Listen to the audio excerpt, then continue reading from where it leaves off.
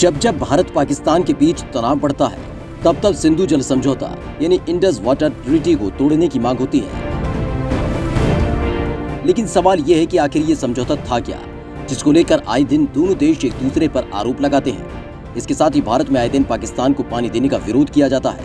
तो आइए जानते हैं दोनों देशों के बीच पानी को लेकर पैदा हुए विवाद की पूरी कहानी। सिंधु नदी जल बंटवारा करीब 60 साल पहले 19 सितंबर 1960 को भारत और पाकिस्तान के बीच वैश्विक बैंक ने मध्यस्थता से हुई थी। इस समझौते को दुनिया में अक्सर शांतिपूर्ण सह अस्तित्व की संभावनाओं के उदाहरण के रूप में पेश किया जाता है।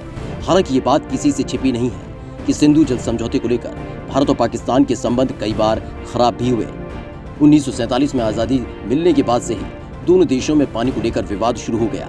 दरअसल सिंधु जल प्रणाली, जिसमें सिंधु, झेलम, चिनाब, रावी, व्यास और सतलज नदियां शामिल हैं, ये भारत और पाकिस्तान दोनों देशों में बहती हैं। पाकिस्तान का आरोप है कि भारत इन दोनों नदियों पर बांध बनाकर पानी का दोहन करता है। इससे उसके इलाके में पानी कम आने की वजह से सूखे के हालात रहते हैं। पानी को लेकर दोनों देशों के बीच विवाद तब ज्यादा बढ़ गया था जब 1949 में अमेरिकी विशेषज्ञ और टेनेसी वैली अथॉरिटी के पूर्व प्रमुख डेविड एलिनथल ने इसे तकनीकी रूप से हल करने का सुझाव दिया। उनकी राय देने के बाद इस विवाद को हल करने के लिए सितंबर 1951 में विश्व बैंक के तत्कालीन अध्यक्ष यूजीन रॉबर्ट ब्लैक ने मध्यस्थता करने की बात स्वीकार कर ली। उसके बाद 19 सितंबर 1960 को भारत और पाकिस्तान के बीच सिंधु जल समझौता हुआ। इस संधि पर भारत के तत्कालीन प्रधानमंत्री जवाहरलाल नेहरू और पाकिस्तान के तत्कालीन राष्ट्रपति अयूब खान ने दस्तखत किए थे।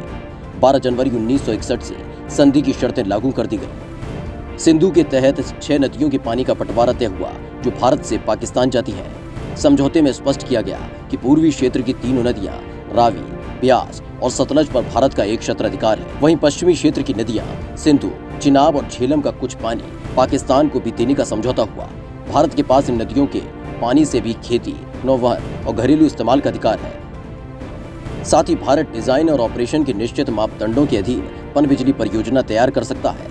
3 नदियों के कुल 16 करोड़ 80 लाख एकड़ फीट पानी में भारत के हिस्से 3 करोड़ 30 लाख एकड़ पानी दिया गया, जो कुल पानी की मात्रा का करीब 20% है। हालांकि भारत अपने हिस्से का 93 से 94% पानी ही इस्तेमाल करता रहा।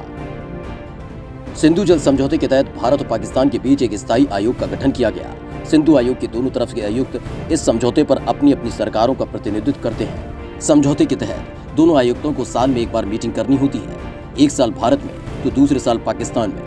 मार्च महीने में सिंधु आयोग के आयुक्तों की मीटिंग होनी थी, लेकिन कोरोना संकट की वजह से भारत ने इसे टालने का प्रस्ताव रखा। समझौते के तहत हर साल 31 मार्च को दोनों आयुक्तों की मीटिंग होती है। पाकिस्तान को भारत के 330 मेगावाट के किशन गंगा पनबिजली परियोजना और 850 मेगावाट के रातले जल विद्युत परियोजना पर आपत्ति है, जबकि भारत का कहना है कि हम विश्व बैंक के नियमों के अनुसार जम्मू कश्मीर के विकास के लिए इन परियोजनाओं को संचालित कर रहे हैं। पिछले साल अगस्त की शुरुआत में ही विश्व बैंक ने पाकिस्तान को तगड़ा झटका देते हुए इस विवाद में दोबारा मध्यस्थता करने से इनकार कर दिया था। वर्ल्ड बैंक ने पाकिस्तान को दो टूक लहजे में कहा था कि दोनों देशों को किसी तटस्थ विशेषज्ञ या न्यायालय मध्यस्थता की नियुक्ति पर विचार करना चाहिए। इस विवाद में हम कुछ नहीं कर सकते। पाकिस्तान ने विश्व बैंक से भारत के 2 जल विद्युत परियोजनाओं को लेकर कोर्ट ऑफ आर्बिट्रेशन यानी COA की नियुक्ति के लिए अनुरोध किया था। ब्यूरो रिपोर्ट, माई भारत।